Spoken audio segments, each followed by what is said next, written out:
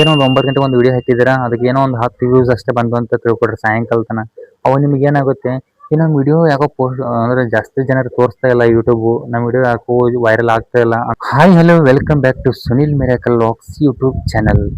ಪ್ರಿಯ ಸ್ನೇಹಿತರೆ, ಮತ್ತೊಂದು ಹೊಸ ವಿಡಿಯೋಗಾಗಿ ನಿಮ್ಮೆಲ್ಲರಿಗೂ ಸ್ವಾಗತ ಸುಸ್ವಾಗತ ಅಂತ ಹೇಳ್ತಾ ಬನ್ನಿ ಇವತ್ತಿನ ವಿಡಿಯೋನ ಸ್ಟಾರ್ಟ್ ಮಾಡೋಣ.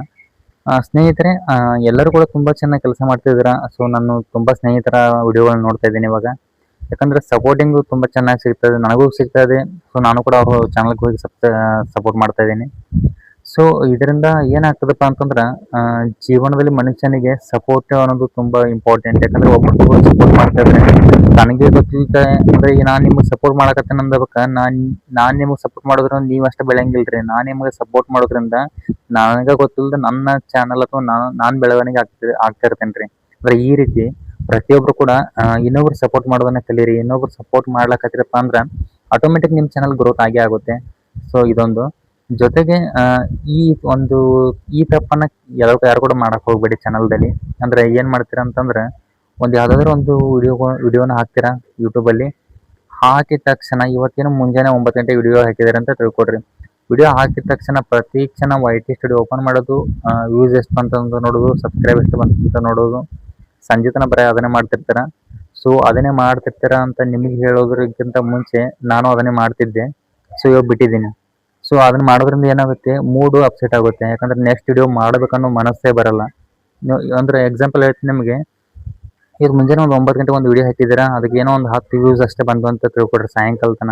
ಅವಾಗ ನಿಮ್ಗೆ ಏನಾಗುತ್ತೆ, ಈ ನಮ್ಮ ವಿಡಿಯೋ ಯಾಕೋ ಪೋಸ್ಟ್ ಅಂದ್ರೆ ಜಾಸ್ತಿ ಜನರು ತೋರಿಸ್ತಾ ಇಲ್ಲ ಯೂಟ್ಯೂಬು, ನಮ್ಮ ವಿಡಿಯೋ ಯಾಕೋ ವೈರಲ್ ಆಗ್ತಾ ಇಲ್ಲ ಅಂತ ನಮ್ಮ ಮನಸ್ಸಿಚ್ಛೆಯಿಂದ ನೆಕ್ಸ್ಟ್ ವಿಡಿಯೋ ಮಾಡೋದನ್ನ ಹುಮ್ಮಸ್ಸನ್ನ ಕಳ್ಕೊಂಡ್ಬಿಡ್ತೀರಾ ನೀವು. ಎಲ್ಲರೂ ಒಂದು ತಲೆಯಲ್ಲಿ ಇಟ್ಕೋಬೇಕು, ವಿಡಿಯೋ ಹಾಕಿದ ತಕ್ಷಣ ಏನು ಅದು ಪುಷಪ್ ಆಗಲ್ಲ. ಅದಕ್ಕೆ 24 ಅಥವಾ 48 ಅವರ್ಸ್ ಟೈಮಿಂಗ್ ಬೇಕು. ಅವಾಗ ಅದು ಕ್ರಮೇಣವಾಗಿ ವ್ಯೂಸ್ ಕಳ್ತಾರೆ. ಸೊ ಅದಕ್ಕೋಸ್ಕರ ನಾನು ಹೇಳೋದು, ಪ್ರತಿಯೊಬ್ಬರು ಕೂಡ ಒಂದು ಒಳ್ಳೆ ಕೆಲಸ ಮಾಡ್ತಿದ್ದೀರಾ ಅಂದ್ರೆ, ಯಾರ್ಯಾರು ವ್ಲಾಗ್ಸ್ ಮಾಡ್ತಿದ್ದೀರಾ ಅಥವಾ ಕಿಚನ್ ಇಟ್ಕೊಂಡು ಮಾಡ್ತಿರ್ತಾರ, ಸೊ ಎಲ್ಲರೂ ತುಂಬಾ ಚೆನ್ನಾಗಿ ಮಾಡ್ತಿರ್ತಾರ. ಇದೇ ರೀತಿ ಮಾಡಿ. ಸೊ ಎಲ್ಲರೂ ಕೂಡ ನನ್ನ ವಿನಂತಿ ಏನಂದ್ರೆ ಅಂದ್ರೆ, ಎಲ್ಲರಿಗೂ ನೀವು ಸಪೋರ್ಟ್ ಮಾಡ್ರಿ, ನಿಮಗೂ ನಾವು ಸಪೋರ್ಟ್ ಮಾಡ್ತೀವಿ. ಜೊತೆಗೆ ಎಲ್ಲರೂ ಕೂಡಿ ಬೆಳೆಯೋಣ ಅಂತ ಹೇಳ್ತೀನಿ. ಮತ್ತೆ ಇನ್ನೊಂದು ಏನು ವಿಶೇಷಪ್ಪ ಅಂತಂದ್ರೆ, ಯೂಟ್ಯೂಬಲ್ಲಿ ಅತಿ ಮುಖ್ಯವಾದದ್ದು ಅಂತಂದ್ರೆ ತಮ್ನೆಲ್ ರೀ. ತಮ್ನೆಲ್ನ ಕರೆಕ್ಟಾಗಿ ಮಾಡೋದನ್ನ ಕಲೀರಿ. ಅಂದ್ರೆ ತಮ್ನೆಲ್ ಕರೆಕ್ಟ್ ಆಗಿದ್ರೇ ಕ್ಲಿಕ್ ಮಾಡ್ತಾರೆ ಜನರು. ಯಾಕಂದ್ರೆ ನೀವು ಒಂದು ಎಕ್ಸಾಂಪಲ್ ಹೇಳ್ಬೇಕಂದ್ರೆ, ಒಂದು ಯಾವುದೋ ಒಂದು ಸಿನಿಮಾ ಬಂದಂತ ತಿಳ್ಕೊಳ್ರಿ, ಸಿನಿಮಾ ಪೋಸ್ಟರ್ ನೋಡಿ ಅರ್ಧ ಜನ ಸಿನಿಮಾಕ್ಕೆ ಹೋಗ್ತಾರೆ. ಸೊ ಪೋಸ್ಟರ್ ಸರಿಯಾಗಿಲ್ಲ ಅಂತಂದ್ರೆ ಸಿನಿಮಾದಲ್ಲಿ ಏನೂ ಇಲ್ಲ ಅಂತ ಹೇಳಿ ಅಲ್ಲಿಂದಲೇ ಹೋಗೋದೇ ನಿಲ್ಲಿಸ್ಬಿಡ್ತಾರೆ. ಆ ರೀತಿ ಯೂಟ್ಯೂಬ್ ವಿಡಿಯೋನ ನೋಡೋಕೆ ಬಂದಿರ್ತಂದ್ರೆ ಜನ, ನಿಮ್ಮ ವಿಡಿಯೋದಲ್ಲಿ ಏನಾದರೂ ಐತಂತಂದ್ರೆ ಅದನ್ನ ಮೊದಲು ತಮ್ನೆಲ್ಲನ್ನ ಕರೆಕ್ಟ್ ಮಾಡೋದನ್ನ ಕಲೀರಿ. ಅದರಲ್ಲಿ ಏನಾದರೂ ಐತಂತಂದ್ರೆ ಕ್ಲಿಕ್ ಮಾಡೇ ಮಾಡ್ತಾರೆ.